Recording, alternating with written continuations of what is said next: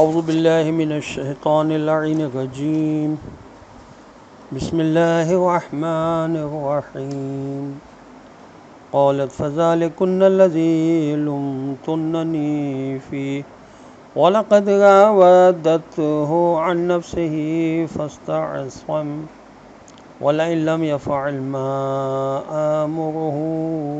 لَيُسْجَنَنَّ وَلَيَكُونَ مِنَ الصَّاغِرِينَ اللهم صل على محمد وآل محمد وعجل فرجهم سلام علیکم ورحمۃ اللہ وبرکاتہ۔ اللہ تبارک و تعالیٰ کا شکر ہے کہ سورہ مبارکہ حضرت یوسف علیہ السلام سے جو سورہ منسوب ہے اس سورہ کی آیت نمبر 32 کی تلاوت کا شرف میں نے حاصل کیا، جس کا ترجمہ یہ ہے کہ زلیخا نے کہا بس یہی تو ہے جس کے بارے میں تم لوگ مجھے برا بھلا کہتی ہو، اور یہ حقیقت ہے کہ خود میں نے ہی اس پر ڈورے ڈالے تھے، مگر اس نے اپنے کو بچا ہی رکھا۔ اگر یہ میرا کہنا نہ مانے گا تو یہ ضرور قید کیا جائے گا اور یہ ضرور ذلیل بھی ہوگا۔ معاذ اللہ۔ تفسیر صافی میں اس آیت کی ذیل میں لکھا ہے کہ زلیخا کا یہ کہنا کہ لقد راودته عن نفسه فاستعصم، یعنی حالانکہ میں نے خود اسے اس کی مرضی کے خلاف خوب پھسلانا چاہا مگر وہ معصوم ثابت ہوا۔ حقیقت میں زلیخا کا یہ قول حضرت یوسف علیہ السلام کی عصمت پر لاجواب منہ بولتی گواہی ہے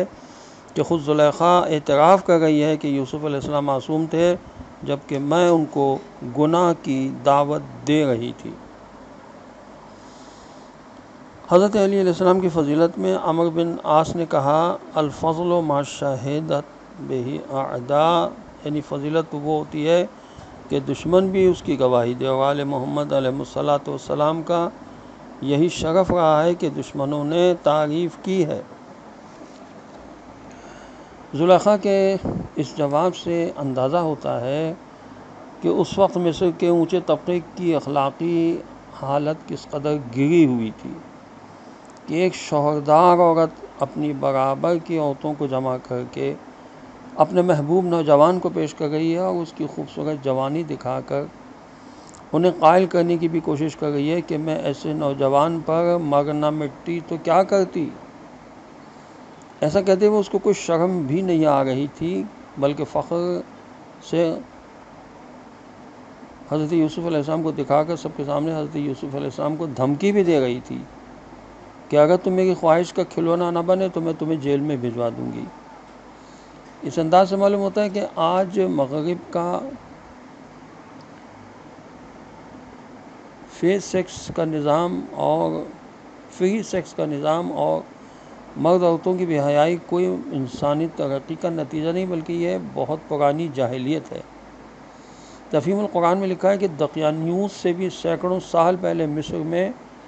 فری سیکس کا نظام پایا جاتا تھا، اور آج جیسی روشن خیالی بھی بڑے عروج پر پائی جاتی ہے۔ تفسیر موضوع القرآن میں لکھا ہے کہ زلیخا نے حضرت یوسف علیہ السلام کے سامنے عورتوں سے کہا اگر یہ میرا کہنا نہ مانے گا تو یہ ضرور قید کیا جائے گا اور یہ ضرور ذلیل بھی ہوگا۔ معاذ اللہ۔ زلیخا نے بظاہر عورتوں سے خطاب کیا تھا، لیکن حقیقتاً حضرت یوسف علیہ السلام کو دھمکی دی تھی تاکہ وہ عورتیں بھی حضرت یوسف علیہ السلام کو سمجھا دیں کہ وہ زلیخا کی بات مان لیں، ورنہ حشر اچھا نہ ہوگا۔